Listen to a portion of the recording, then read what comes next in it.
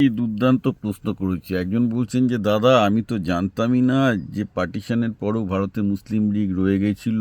এমন দাঁড়ান, খুবই আরও কিছু ইন্টারেস্টিং গল্প বলি। ওটাই তো সমস্যা না, ইতিহাসটা বা বাস্তবটা তো অধিকাংশ লোকজনই রাজনীতি নিয়ে যেটুকু জানে, তারা চোখের সামনে যেটুকু দেখতে পায় সেটুকুই জানে।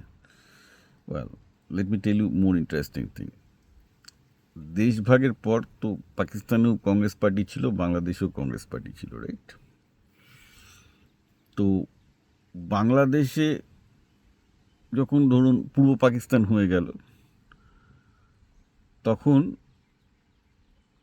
পূর্ব পাকিস্তানে তো তখনও প্রচুর কমিউনিস্ট, তখনও প্রচুর কংগ্রেসের নেতা রয়ে গেছে এবং পূর্ব পাকিস্তান কমিউনিস্ট দলও তৈরি হয়ে যায়।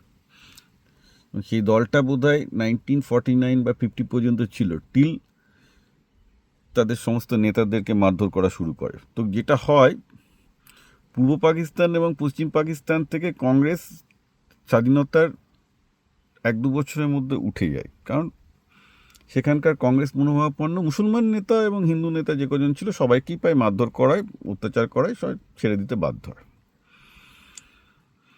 কিন্তু ভারতবর্ষ মুসলমান লীগ তো অরিজিনালি ছিলই, তারাও থেকে যায়, তাদেরকে কিন্তু কেউ অত্যাচার করে, তারা রেলিভেন্ট থেকে যায়। কেরালাতে মুসলিম লীগ একবার নয়, বারবার সিপিএম হোক কংগ্রেসকে হোক তারা সাহায্য করেছে। মোটামুটি সাউথে মুসলিম লীগের দাপট এখনও রয়ে গেছে, 1-2 করে সিট পাই। দেখুন, বিচ্ছিন্ন মুসলিম লীগ যেমন এখানে হুমায়ুন কবির একটা ইসলামিক পার্টি তৈরি করেছে, হায়দ্রাবাদের নিজামদের একটা নিজস্ব মুসলিম পার্টি আছে, কালকে ফিরহাদ হাতিম একটা খুলবে, আইএসএফ একটা খুলেছে, রাইট? নুসরাত শরীফ আমাদের এর একটা খুলেছে।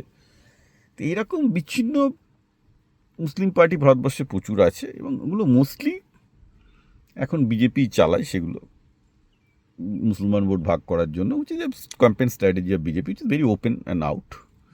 ঠিক আছে, এখন মুসলমানদের এতে এতে বিজেপির নিজস্ব সুবিধা হয়, কারণ ভারতের সোকল্ড যে পার্টিগুলো, সিপিএম বলুন, কংগ্রেস বলুন, তৃণমূল বলুন, যেগুলো মুসলিম ভোটের ওপর ডিপেন্ড করে, তাদের ভোটটা ভাগ হয়ে যায়, যেটা পশ্চিমবঙ্গে হয়েছে। বাট পশ্চিমবঙ্গে 49 সিট মুসলিম ভোট ভাগের জন্য বিজেপি জিতেছে, এটা you can tally the statistics.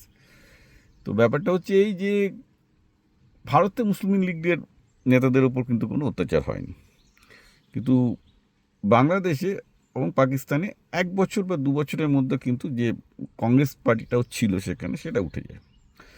Congress কিন্তু সেই ইতিহাসটা আপনাদের পড়ায়নি যে তাদের পার্টি পূর্ব পাকিস্তান পশ্চিম পাকিস্তানেও ছিল, সেটা স্বাধীনতার পরপরই সঙ্গে সঙ্গে উঠে যায়, কিন্তু এখানে মুসলিম লীগ ভারতে ভালোই টিকে থাকে।